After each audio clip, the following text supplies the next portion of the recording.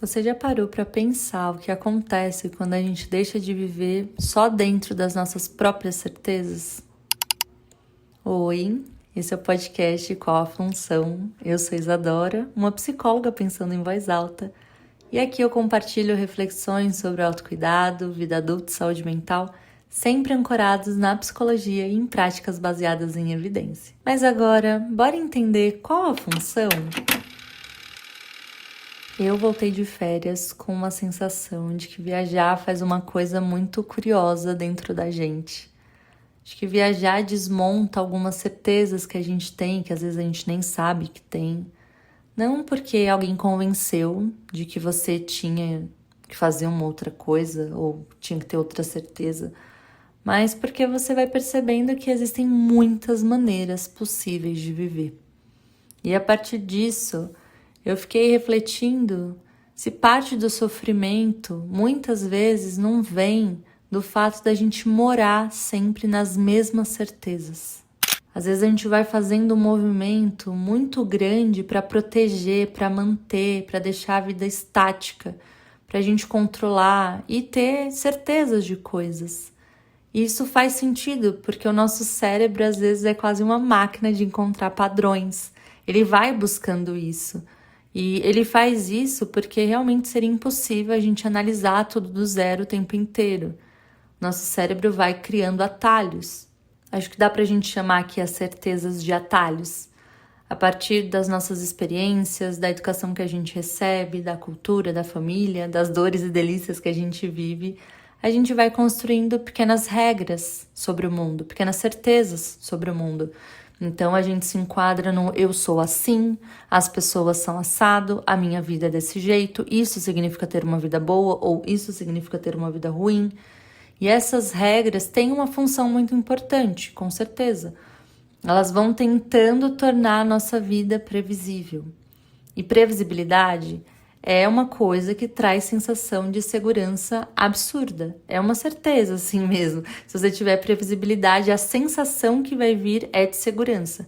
Mas não significa necessariamente que essa segurança é uma segurança real. Às vezes é só uma camadinha ali, bem superficial, uma sensação de segurança, mas às vezes não tem fundamento nenhum. Aquela segurança é só uma impressão mesmo. Olhando para isso, a terapia de aceitação e compromisso, que é a abordagem que eu sigo, não vê isso como um defeito, o fato da pessoa conseguir analisar padrões e prever coisas, e a pessoa buscar, de certa forma, por segurança. Às vezes é até o contrário, assim, a nossa capacidade de aprender, fazendo relações entre eventos, a gente conseguir antecipar consequências, medir consequências. Isso pode ser uma grande vantagem para a gente em alguns momentos. Falando enquanto sociedade, é graças a essa habilidade que a gente tem de buscar por essa segurança e criar regras e entender padrões que a gente consegue construir ciência, por exemplo. Ciência é uma grande análise de uma contingência de regras, de testagem, de prever padrões. Mas também a gente constrói cultura com isso, tecnologia, a gente consegue aprender com a experiência dos outros sem precisar viver tudo na própria pele. Então isso com certeza ajuda que a gente não tenha tantos sofrimentos ou evite coisas um pouco mais agudas, de risco real, né? Então, nesse sentido, é muito bom e muito importante. Então, aqui dá pra gente entender que pode sim ser interessante essa nossa aprendizagem por observação, de forma indireta, vendo o modelo do outro. O ponto é que essa mesma habilidade pode ter um custo. E é desse custo que eu quero conversar com vocês. Já comecei ali falando, né, sobre o modo de viver, como a gente enxerga a vida e esse jeito meio engessado. Isso vai acontecendo porque, às vezes, as regras que um dia nos protegeram continuam comandando a nossa vida, mesmo quando o contexto muda. Presta atenção nisso. É como se o nosso cérebro dissesse pra gente, da última vez isso deu certo, então você vai continuar para sempre fazendo igual, independente se as coisas mudarem ou não. Então, mesmo que dê errado depois, você vai continuar fazendo desse jeito porque uma vez deu certo e essa é a regra. Aí a gente começa a viver muito mais em função dos nossos mapas mentais, dessas nossas regras, dessas nossas certezas, do que da realidade que está diante da gente. Esse é um problema. Na ACT, isso conversa muito com a ideia de inflexibilidade psicológica. Significa a gente ficar tão preso nas histórias que a nossa mente, que os nossos pensamentos vão contando pra gente, que isso tudo vai determinando quase que automaticamente as nossas escolhas. Mesmo quando isso afasta a gente da vida que a gente quer construir. É como se a gente fosse deixando de responder para o mundo como ele é e a gente passasse a responder ao mundo como ele é na nossa cabeça, como os nossos pensamentos dizem que o mundo é, como os nossos pensamentos dizem que as regras estão dadas e não pode mudar. E aí desse jeito a gente vai perdendo muito o contato com a experiência direta. A gente literalmente vai deixando de viver coisas, porque a gente está engessado naquelas regras, a gente está inflexível, a gente está sendo guiado por algo que o nosso pensamento está contando, mas muitas vezes a gente está tão desatento à realidade que a gente perde mesmo experiência, a gente perde vivência. E por que a gente faz isso? Bom, a gente sempre vai buscar por duas coisas que são profundamente humanas. A gente quer segurança, com certeza, e a gente quer evitar sofrimento, que é uma forma de se manter seguro também, né? Se manter sem sofrer. Então, nossa mente vai acreditando que se tudo continuar conhecido, se a gente continuar com o controle, se tudo for previsível, se tudo for medido, se todas as regras forem seguidas, a gente vai estar se protegendo. Mas aí vem um problemão que vocês já estão entendendo aqui pelo andar da carruagem, que a nossa vida fica muito pequena, ela fica muito limitada.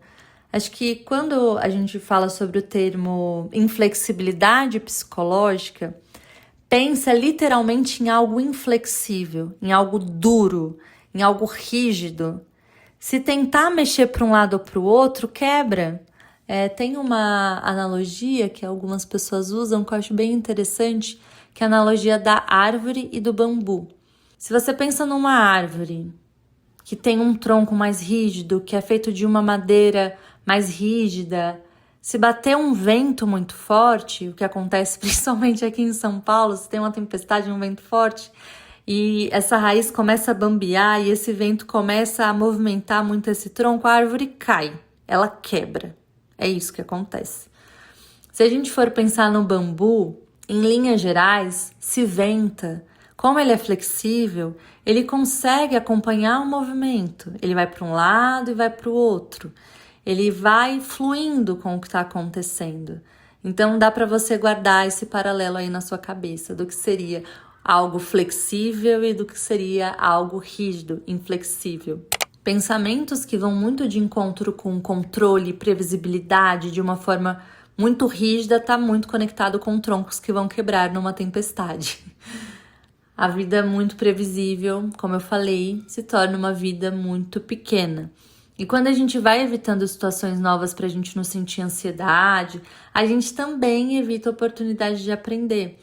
Sempre tem um custo oculto. A gente evita alguma coisa, a gente se esquiva de algo aversivo, a gente evita algo ruim acontecer nesses cenários aqui que eu tô colocando, mas tem um custo do que a gente perde, do que a gente deixa de aprender. Aqui, obviamente, falando de cenários não nocivos, porque a depender da situação, a melhor coisa que você pode fazer por você mesmo é realmente se esquivar e sair do que está acontecendo, né? Não se expor a situações que podem ser nocivas.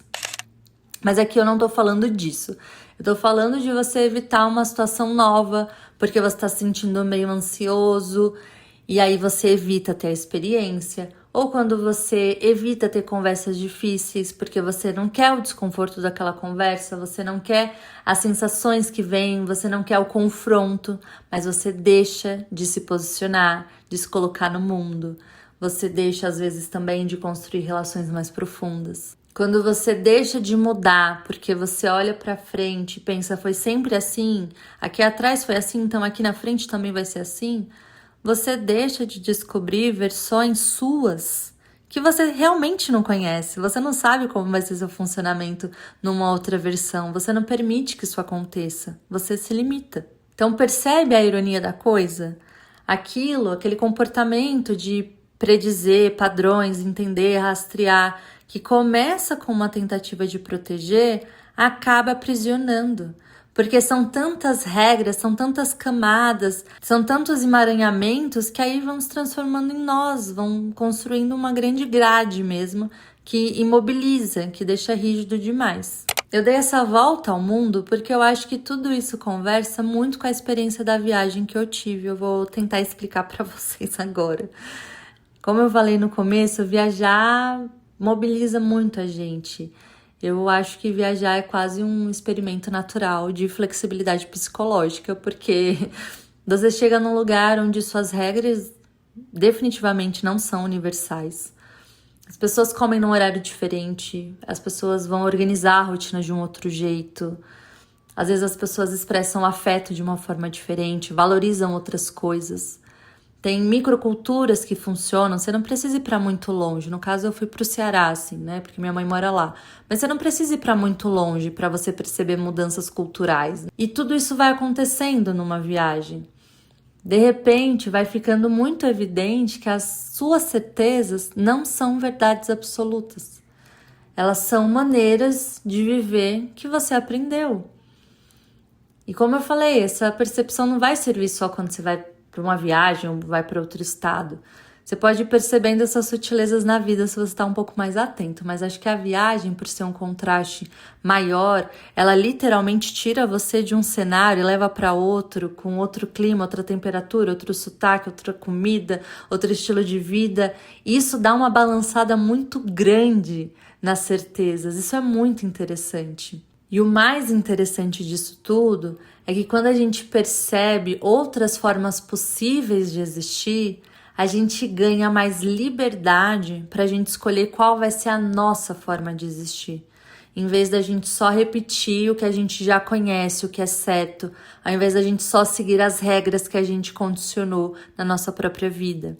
A gente tem outros modelos, mudando de ambiente, mudando de cenário, a gente acessa outras coisas. E algo muito curioso que aconteceu, olhando agora distante, né, passada a situação, parece que foi tudo encaixado assim.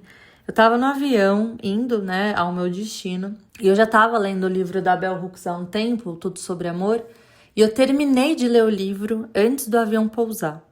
E o livro Tudo Sobre Amor, assim, tem muitas camadas interessantes da Bell Hooks, assim, pelo amor de Deus, vá procurar conhecê-la. Mas dando uma pincelada, assim, sobre esse livro, vinculando mais com o que a gente está conversando aqui, ela traz a visão do amor como um compromisso. E tem tudo a ver com a arte. Ela olha para o amor como um compromisso não só como algo sentimental, do campo das ideias, do intangível, impalpável, não.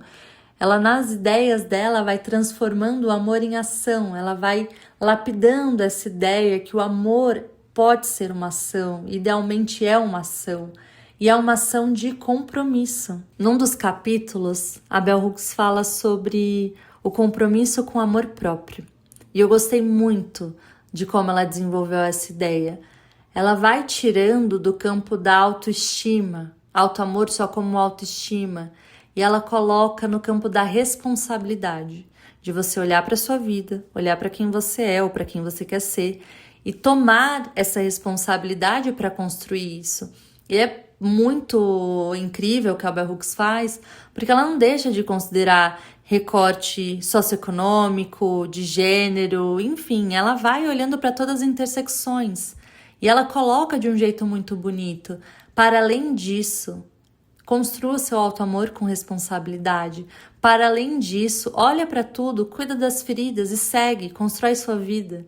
E é interessante porque, de fato, quando o amor fica só como uma ideia, esse auto-amor é só um sentimento, fica distante demais a gente saber o que a gente faz quando a gente se ama de verdade, né? O que significa esse auto-amor que as pessoas estão falando? O que significa como eu coloco na minha vida essa autocompaixão? O que eu faço? E aí, obviamente, o amor próprio midiaticamente vai sendo vendido também num formato de coisas externas, de coisas estéticas, de consumo. E percebe como isso vem conversando com o que a gente está falando aqui? Se a nossa mente busca segurança, faz sentido que ela também procure uma versão rápida do que significa cuidar de si mesmo. E como eu falei, a cultura vai oferecendo várias saídas, várias certezas, várias regras. Autocuidado e autoamor significa comprar coisas, mudar a aparência. Faça coisas que pareçam autocuidado. E assim, As coisas que eu citei não necessariamente são ruins, a gente não precisa demonizar. Mas acho que dá para balancear com outras formas de autocuidado e autoamor. Principalmente pensando em ações de compromisso, que a Bell Hooks fala. E que, sim, a galera da ACT também fala. Acho que o buraco maior é a gente reduzir o amor próprio mesmo ao que é confortável e agradável. Isso é um fato.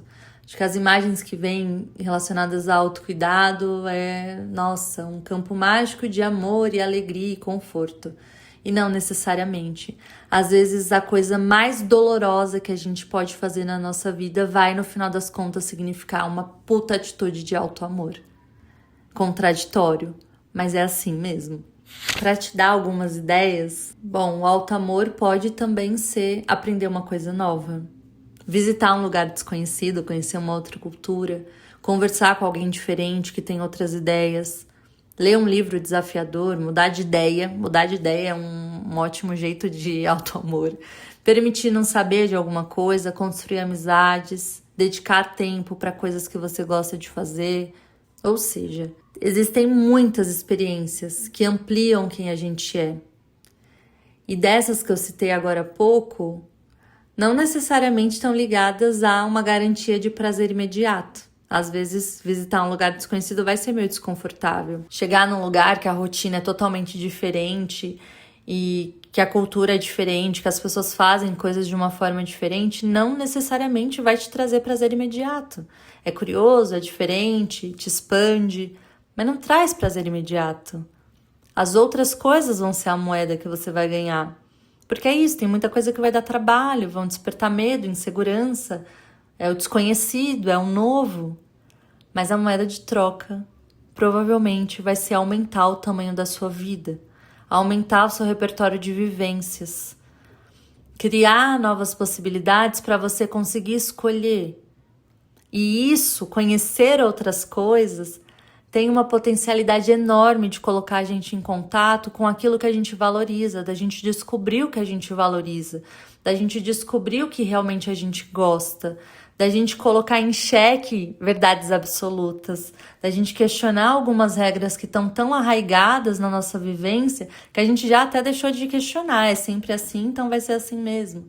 Então, isso tem o poder de mobilizar muita coisa. E aqui eu quero deixar uma provocação para você pensar. Como que a gente está escolhendo de verdade se as opções são sempre as mesmas? Como que a gente pode dizer que a gente está escolhendo coisas se são opções empacotadas? Desse jeito, realmente a gente está fazendo escolhas ou a gente só está seguindo regras pré-estabelecidas?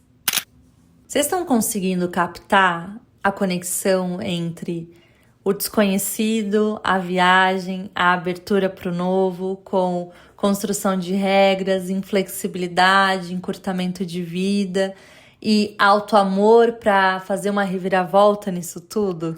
O que eu salvei de uma forma muito amorosa dessa leitura e dessa viagem, que olhando em perspectiva agora, eu aprendi muita coisa mesmo, mas o que ficou assim guardadinho mesmo é que amar a si mesmo não é só gostar de você, mas de você oferecer para você uma vida maior. Você construir um caminho que te leve para outras experiências também. De você ampliar e ter uma visão mais curiosa e aberta para sua própria vida, para quem você pode ser. Questionadora sobre as regras que você colocou e estabeleceu. Na ACT tem uma expressão que é bem legal de compartilhar com vocês, sobre uns conceitos principais, que o que a gente está fazendo na terapia, no processo terapêutico. Entre tantas coisas, a gente está construindo uma vida rica, plena e significativa com o nosso paciente, para o nosso paciente. É isso que ele está mirando quando ele entra no processo terapêutico. É essa construção. E os autores não falam que essa vida rica, plena e significativa é uma vida feliz. Eles não são categóricos assim, então uma vida feliz significa isso. Eles falam em construir uma vida vivida, em contato com aquilo que importa. Nem sempre feliz, nem sempre agradável, mas em contato com aquilo que importa. Em contato com aquele grande motivador, com aquele grande valor que vai nortear o seu caminho. Por mais que em alguns momentos desestabilize, se você está seguindo como um bambu que está fluindo com a ventania, com a tempestade, com o desconhecido, você vai de um lado para o outro, pega aquilo como informação, mas você não quebra. Quando eu comecei o episódio, eu perguntei para vocês o que acontece quando a gente deixa de viver só dentro das nossas próprias certezas. E conversando aqui, acho que dá pra gente construir juntos esse veredito, né? Que no fundo, o que acontece quando a gente deixa de viver só nossas certezas é que a nossa vida cresce. Nem sempre mais confortável, às vezes fica um pouco desafiadora, mas ela cresce. A gente se abre para conhecer pessoas diferentes, a gente descobre outros modos de viver, outras rotinas, a gente questiona ideias que pareciam ser definitivas pra gente e a gente percebe que a gente também pode mudar, que a gente pode fazer diferente, que não tem só um jeito de viver, que não tem só um jeito de construir uma rotina, que não tem só um jeito de construir uma carreira. Tem tanta gente vivendo de outros jeitos. Se você está vivendo de um jeito que não está 100% dentro do que você gostaria, por que não testar diferente? Mas a gente só consegue fazer isso, esse movimento de questionar e tudo mais, se a gente tem outras possibilidades, se a gente conhece outras possibilidades. Eu acho que eu já falei isso em algum outro episódio, mas se você olha para frente, a única coisa que você vê é um imenso muro impossibilitador, não existe opção. Aquilo está bloqueando sua visão. Então, descobrir outros modos de viver, outras vidas, outras experiências, ajuda a você ir quebrando esse muro e abrindo espaço para você ver outras alternativas. Não necessariamente já para dar um passo, mudar o caminho, não. Para você olhar quais são as suas possibilidades, por onde você pode ir. E se isso não é uma super prova de auto-amor, o que seria, né? Porque no final das contas, amar a si mesmo não é proteger, só ficar ali, ai meu Deus, eu vou proteger quem eu sou hoje, porque isso é o meu bem mais precioso. Mas você também criar condições para você continuar se transformando, para você se permitir mudar, para você assumir um compromisso de auto-amor, de não deixar que o medo ou certezas que estão caducas já com você decidam o tamanho da sua vida, decidam até onde você pode ir ou se você vai ficar no mesmo lugar ou não. Porque assim, uma vida rica, plena e significativa não vai nascer na ausência de ventanias e tempestades. Ela vai nascendo da disposição de continuar escolhendo aquilo que faz a vida valer a pena, mesmo quando o caminho vai exigir muita coragem, de abrir a portinha, olhar o que tem do outro lado, olhar o desconhecido, se encantar com isso, ou odiar isso e fechar a porta e ir para outro caminho. Mas é assim que se constrói uma vida. É assim que potencialmente você constrói uma existência valorosa, que te importa, que é boa para você. Se você não tá terminando essa audição de hoje com muita vontade de fazer alguma coisa diferente, eu acho que eu falhei miseravelmente. Porque a ideia é com certeza te fazer refletir, mas também colocar uma pulguinha atrás da orelha de e se eu tentar algo novo, e se eu fizer alguma coisa diferente? Então espero que de alguma forma isso possa germinar dentro de você, que você possa refletir sobre quais são as suas certezas, o quanto elas estão te encarcerando ou não, que você possa expandir a visão para outras possibilidades de vida, entender que esse muro que talvez esteja na sua frente pode ser derrubado com experimentação, com contato direto com a realidade. E eu fico muito feliz por você me ouvir. Fico extremamente contente mesmo de voltar de férias e até nos meus testes antes de começar a gravar efetivamente, estava testando o áudio e eu chorei de começar a ligar o gravador e começar a gravar porque eu fiquei tão feliz. Eu fico muito feliz por vocês pensarem junto comigo, por vocês serem essa comunidade incrível de pessoas interessadas e comprometidas com a própria vida. Saibam que eu voltei de férias muito empolgada para tudo que está por vir, para esse projeto maravilhoso que é o podcast. Se você chegou até aqui e gostou desse episódio, compartilha com alguém que pode gostar também. Não deixa de avaliar o podcast, porque isso é muito importante. Segue o podcast, segue também no Instagram, que é o @podcastqualafunção. Lá eu deixo sempre cortes do que a gente conversou aqui e outras publicações super legais, então acompanha também nas redes sociais para ficar por dentro de tudo, quando vai lançar um próximo episódio, enfim, só coisa boa. E no próximo episódio, como vocês sabem, a gente continua investigando tudo com muita calma. Esse foi o Qual a Função. Até a próxima!